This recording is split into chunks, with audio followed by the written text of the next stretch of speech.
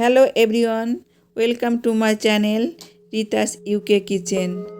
আজ আমি নিয়ে এসেছি পালং শাকের একটি সহজ রেসিপি। এটা খুব সহজেই এবং অল্প সময়ে তৈরি করা যায়।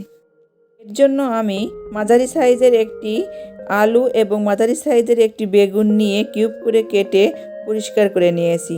তারপর কড়াইতে একটু তেল দিয়ে সামান্য লবণ এবং হলুদ দিয়ে লাল করে ভেজে নিয়েছি।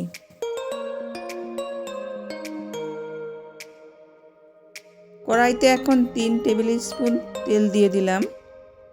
তেল একটু গরম হওয়ার পর 2টা শুকনো মরিচ ভেজে আলাদা করে তুলে রাখব।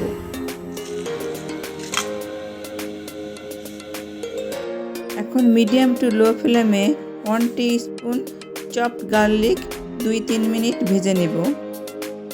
গার্লিক 2-3 মিনিট ভেজে নেওয়ার পর এখন বড় সাইজের একটি পেঁয়াজ কুচি আর ভেজে রাখা শুকনো মরিচ দিয়ে দেব। এখন মিডিয়াম ফ্লেমে আমি পেঁয়াজ হালকা বাদামি করে ভেজে নিব।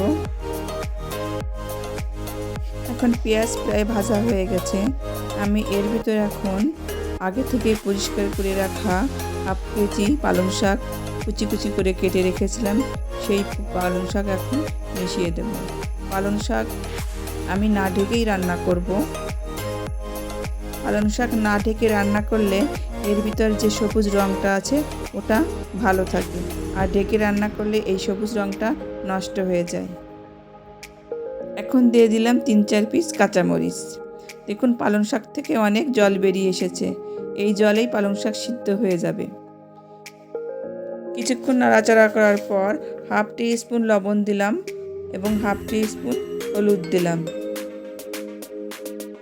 5 থেকে 6 মিনিটের মধ্যে পালং শাক সিদ্ধ হয়ে যাবে। এরপর আমি ফ্লেম বাড়িয়ে পালং শাকের ভিতর থেকে যে জল বেরিয়ে এসেছে ওটা শুকিয়ে নেব। পালং শাক বেশিক্ষণ চুলার পরে রাখতে হয় না, তাহলে এর কালার নষ্ট হয়ে যায়। আমি এর মধ্যে দিয়ে দিলাম 1/2 টিস্পুন সুগার।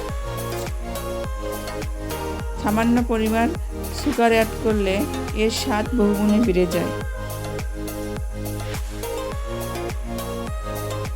এরপর অ্যাড করলাম আগে থেকে ভেজে রাখা বেগুন এবং আলু।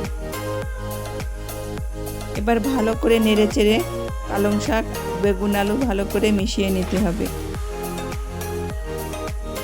আশা করি এই রেসিপিটি আপনাদের ভালো লেগেছে।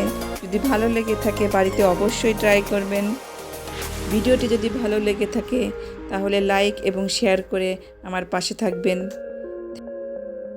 ভিডিওটি দেখার জন্য ধন্যবাদ।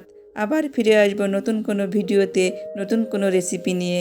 ততক্ষণ আপনারা ভালো থাকবেন, সুস্থ থাকবেন। ধন্যবাদ।